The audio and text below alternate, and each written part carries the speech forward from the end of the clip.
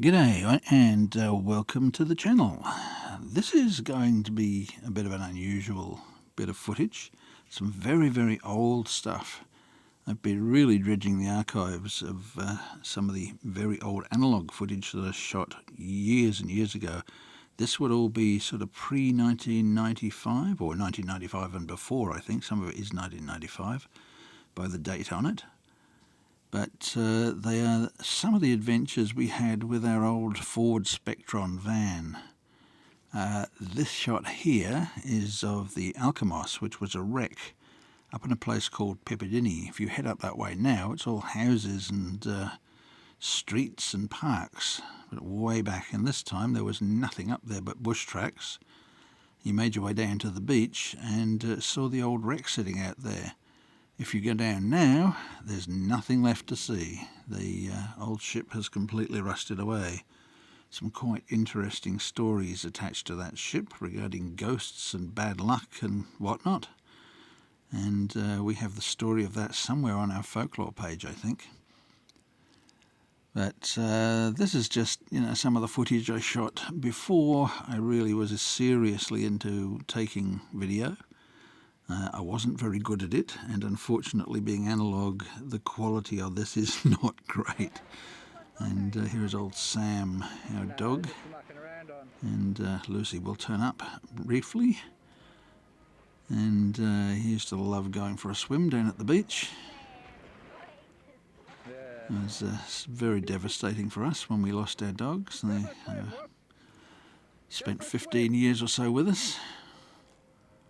But we do have a little bit of video of them enjoying themselves, which is nice.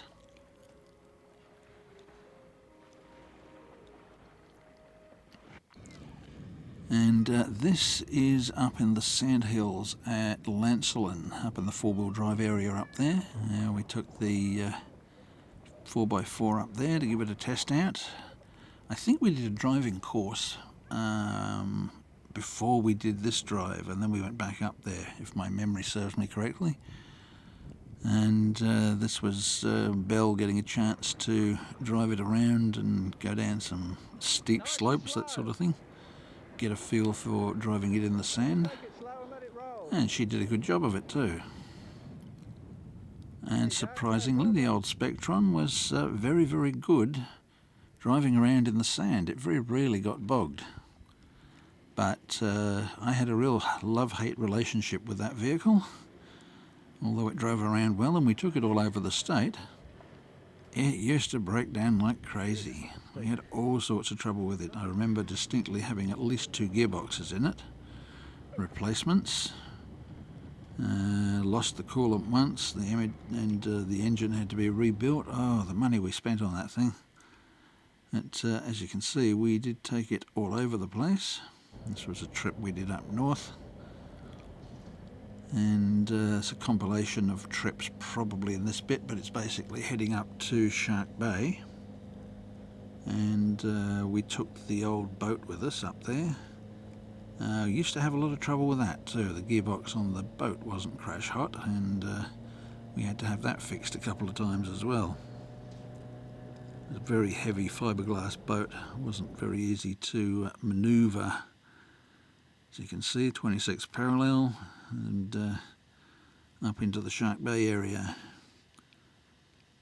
Been up there quite a few times. This is, I'm not even sure how old this footage is, but it's in the 90s sometimes. And the van towed the little boat pretty well. And we had a bit of fun with that combination over the years.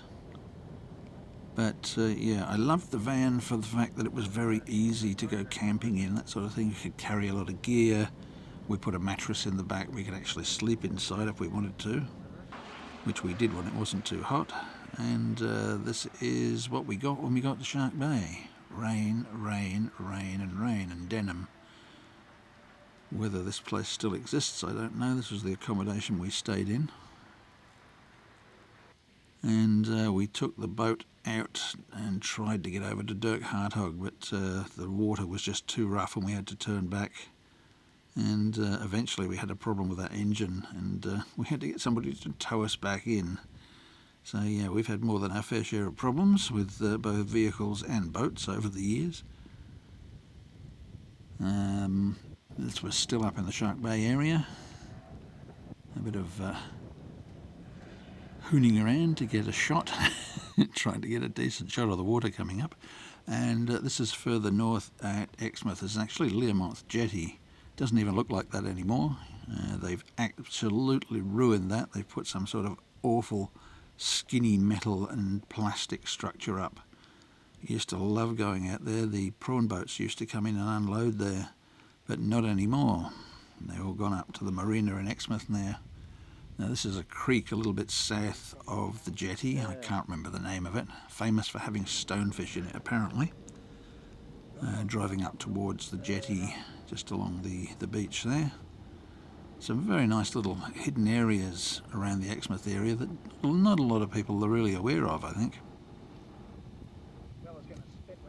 And we did a lot of fishing off Learmonth Jetty back in the day. Caught a lot of fish off that because there were always bait fish hanging around the pylons, and big fish used to come in for a feed. This was the wreck of a truck that happened just outside the Calis fisheries.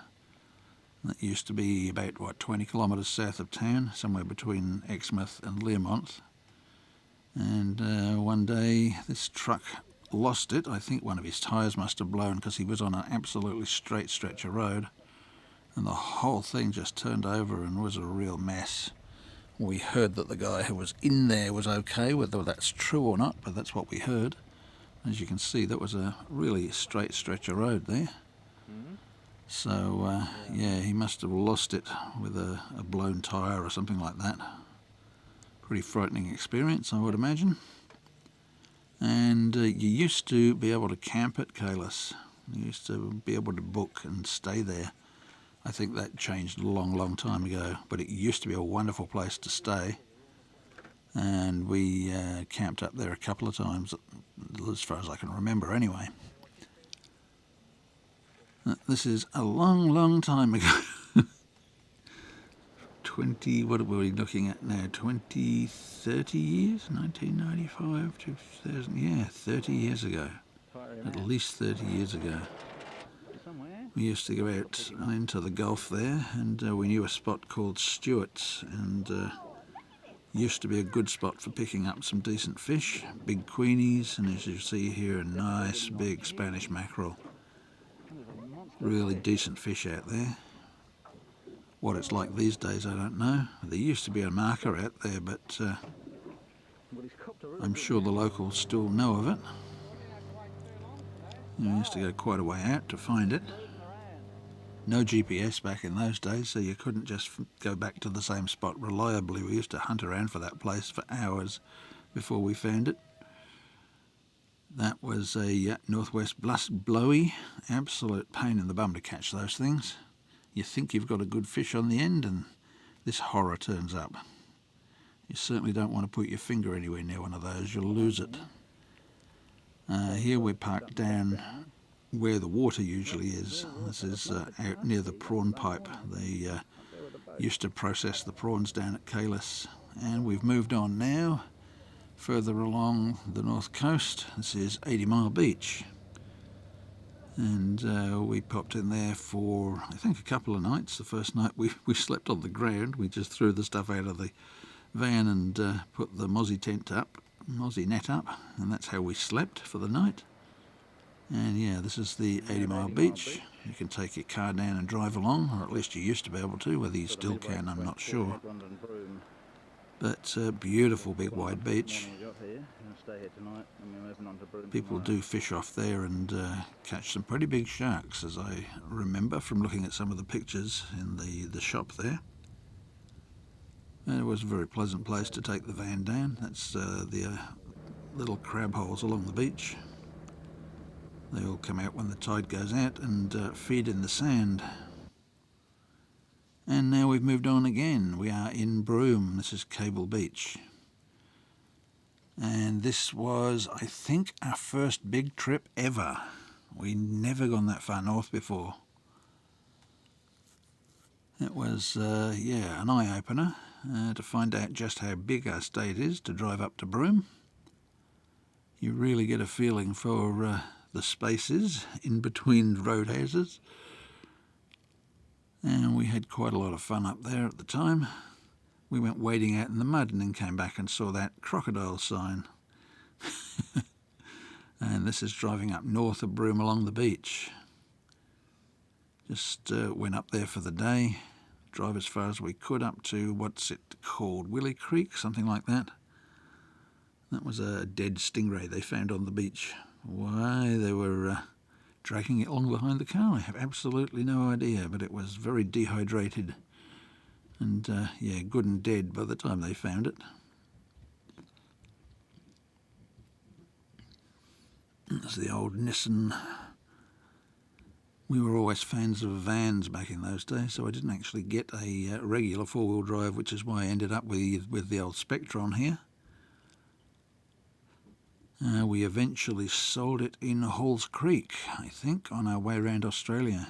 So, knowing the mechanical abilities of that van, I very much doubt it's still alive. And I did love driving it, but the mechanical repairs cost me an arm and a leg.